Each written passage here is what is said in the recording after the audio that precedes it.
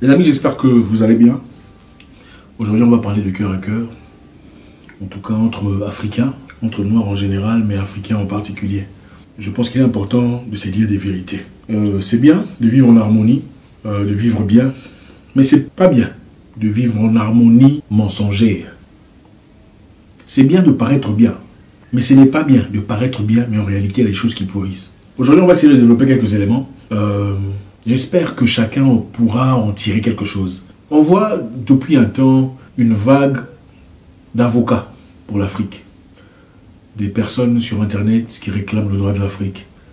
Des personnes sur Internet qui dénoncent les méchancetés, l'injustice vis-à-vis de membres de nos communautés noires, peu importe l'origine. Des personnes sur Internet qui font des vidéos criant haut les méfaits, la négativité, l'injustice, le racisme que subissent nos frères et sœurs en Occident. Et c'est très bien, c'est beau à voir, c'est impressionnant, ça donne espoir, on sait que l'avenir est assuré. Ça fait du bien. Mais je pense qu'il arrive un moment où il faut s'asseoir et réfléchir pour essayer de comprendre un peu dans quelle bulle on vit.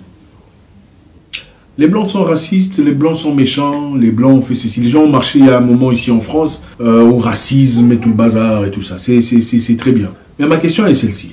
Comment les Africains traitent les autres Africains venus d'ailleurs? Comment les Africains traitent les autres Noirs venus d'ailleurs? Ça, c'est une question pertinente à laquelle chacun devrait répondre en toute honnêteté. Avec justice, avec sympathie, gentillesse, harmonie, avec toutes ces choses qu'on désire voir venant des Blancs dans leur pays. Je suis parti dans des pays africains il n'y a pas très longtemps. En tout cas, arrivé, je suis parti acheter à manger, évidemment étranger. Qu'est-ce qui s'est passé? Premièrement, le prix du taxi doublé. À partir du moment où on a senti que ma voix était différente, à partir du moment où on a senti que mon accent n'était pas local, le prix doublé. L'orange doublé. Le prix du pain triplé. Tout item que je suis parti chercher coûtait beaucoup plus cher avec moi que ça ne coûtait avec des gens locaux. Qu'est-ce que c'est? Comment vous définissez ça? Si une personne blanche faisait ça, vous allez dire que c'est quoi? Vous allez en Belgique et on vend du pain à 2 € à monsieur le Belge. Et vous venez, on vous dit non, le pain est à 12 €. Vous dites quoi? Vous criez au racisme, n'est-ce pas? Vous sortez dans les rues, vous levez le bouclier, levez tout ça, et puis voilà, au racisme, n'est-ce pas? Pourquoi sommes-nous hypocrites? Au fait, aujourd'hui, je fais appel à tous les pasteurs. Tous les pasteurs, toutes les personnalités publiques ou spirituelles. Il faut dire la vérité aux gens. Il faut prêcher la vérité aux Africains. C'est choquant. Il ne faut pas seulement prêcher le paradis aux Africains. Il faut prêcher la terre aux Africains avant de prêcher le paradis. Parce que beaucoup de gens, en fait, beaucoup d'Africains pensent qu'on peut être méchant, méchant, mauvais, bizarre avec les autres. Du moment qu'on plaît à Dieu, ça va. J'ai rencontré beaucoup de personnes comme ça. En fait, des extrémistes sans vraiment le réaliser. Ils sont méchants envers tout le monde. Ils sont mauvais, impolis, insolents, irrespectueux. Mais ils prient beaucoup. Et ils pensent que cela suffit pour plaire à Dieu. Vous pensez que Dieu est stupide? En fait, beaucoup de gens pensent qu'ils peuvent rouler Dieu. Ah, moi je fais plaisir à mon Dieu. Tu fais plaisir à mon Dieu, mais tu es le plus méchant avec les humains. Tu penses que Dieu est stupide, quoi. C'est un petit gamin à qui il faut donner des bonbons pendant que tu fais des bêtises. Je suis parti dans un marché, acheter un petit truc là. Arrivé dans ce marché dont je tairai le prix, je tairai le nom et le pays. J'ai parlé à une maman, je cherchais un truc qui coûte 5 $ à peu près, ou 5 €. Je demande, maman, est-ce que tu as l'item tel? Elle me dit, oui, j'en ai. Mais je ne voyais pas ça sur cette table. Il n'y en avait pas. Ça coûte combien? Équivalent de 25 €. J'ai sorti les 25 €, je lui ai donné. La maman est partie acheter l'item à 5 $ chez le voisin. 5 $. Elle est revenue me revendre ça à 25 $. Comment vous expliquez ça?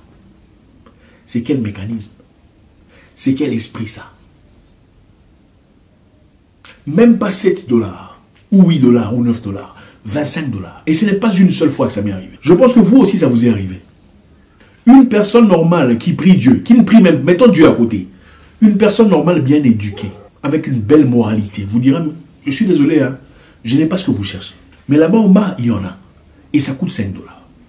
C'est ça l'honnêteté. Comment pensez-vous pouvoir plaire à Dieu si vous êtes malhonnête? Moi, ça me choque. Ça me gêne. Ça me dérange. Je n'arrive plus à comprendre. Nous ne sommes que des pleurnichards. C'est incroyable. Ce n'est pas comme ça qu'on construit une communauté. Ou une autre personne dirait, mon fils, ce que tu cherches, ça coûte 5 $. Mais si tu me donnes 10 $, Je vais faire ce que j'ai à faire, je vais te le ramener rapidement. Tu me dis honnêtement, ouvertement. Moi, je comprends, mon madame est en difficulté.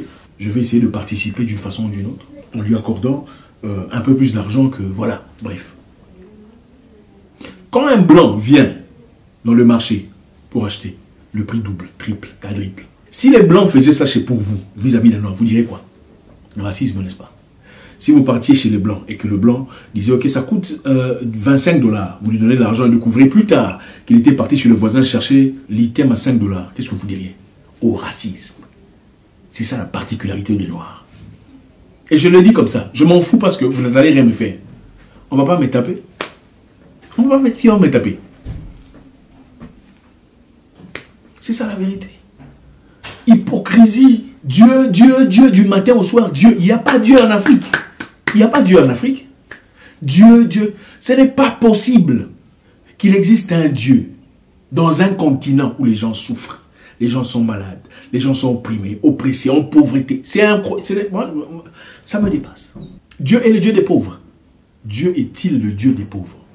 Parce que, non, laissez-moi parler de Dieu parce que les gens, c'est qu'en Afrique, on se cache derrière Dieu.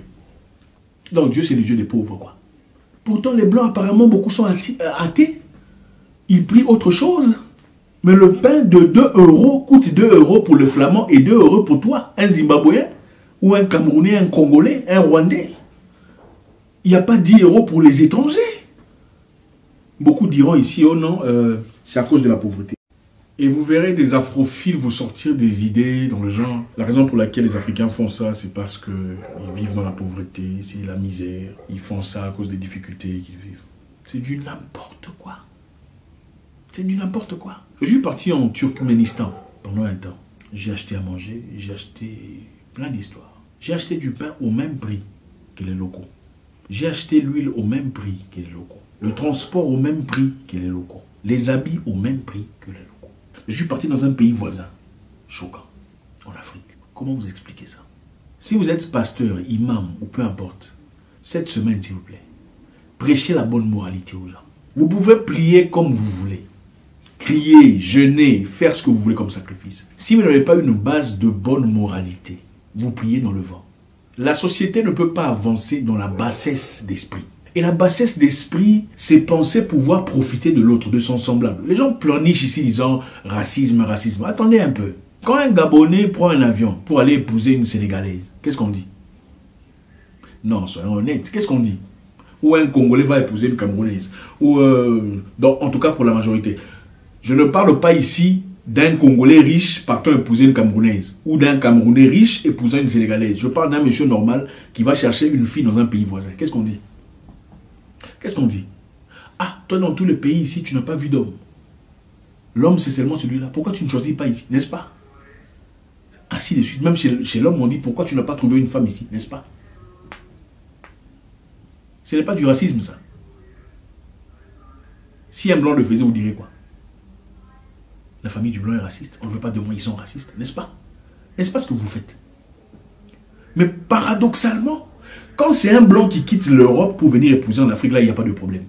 La personne ne dit que tous les hommes qui sont ici, tu n'as pas vu. Tu vas seulement chercher un monsieur de la Tanzanie ou de la Côte d'Ivoire. Non, là ce n'est pas un problème. Quand c'est un blanc, ce n'est pas un problème. Mais quand c'est un noir, là, il faut dire qu'est-ce qu'il fait dans la vie? Pourquoi seulement lui, n'est-ce pas? C'est triste pour une société qui aspire à avancer et progresser. Regardez, on ne peut pas seulement vivre des bonbons et des chocolats et des crèmes glacées. Les bonbons, les chocolats et les crèmes glacées sont les vidéos que vous écoutez là où on se bat pour les raisons de l'Afrique, on se bat pour les intérêts des Africains. C'est bien de se battre pour les intérêts des Africains. Mais il faut remettre les Africains en question. Il faut placer l'Africain devant un miroir pour qu'il se regarde. C'est bien de combattre, oh non, racisme, oh tout ça là. Il faut arrêter ça. Il arrive un moment donné, il faut rentrer chez vous. C'est chez autrui. Toi, tu vas chez les gens pour les pleurnicher. Oh non, on ne me traite pas bien. Hé, calarisme. Oh, on a fait une fête. On n'a pas accepté les Noirs. Mais pourquoi on vous refuse? Il faut vous poser la question. On ne chasse pas les Indiens. J'ai vu une vidéo là, on a chassé les Noirs. Enfin, une vidéo où on a organisé une fête, mais les Noirs n'étaient pas autorisés. Le DJ était noir, les sorteurs noirs, mais on ne voulait pas des Noirs dans la fête. On a fait des vidéos. Oh, racisme, racisme. Mais attendez, pourquoi on accepte les Indiens? Pourquoi on accepte les Asiatiques, on ne veut pas des Noirs? Il faut se poser la question. Si tu ne respectes pas ton frère, tu ne respectes pas les Noirs, ta propre culture, comment peux-tu t'attendre à ce que les Blancs ou l'Europe, l'Occident te respectent? Ça n'a aucun sens. Si tu ne montres pas l'amour, tu ne fais pas preuve de compassion à l'égard des difficultés que vivent vos frères, en tout cas de couleur, parce que votre frère là, votre frère, c'est des mensonges, on sait déjà. À quoi vous attendez-vous? Est-ce que vous réalisez qu'en Inde, on vous bat? Au Liban, on nous jette par-dessus des histoires, on maltraite les filles qui vont là-bas.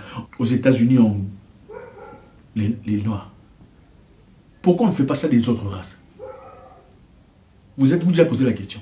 En réalité, l'Afrique n'est pas uniforme, ça on le sait déjà. Je l'ai déjà dit dans le passé, je le répète encore une fois. L'Afrique francophone vit des problèmes particuliers à l'Afrique francophone. La sournoiserie, la méchanceté, la jalousie, le désir de voir ceux qui progressent tomber. Ça c'est ce qui me choque le plus. Au fait, quand quelqu'un progresse, on essaie de voir les lacunes, les défauts, les défaillances. Si on n'a pas, on l'ignore totalement. Et on attend une opportunité où il y a un truc ambigu pour venir le bombarder, l'asseoir.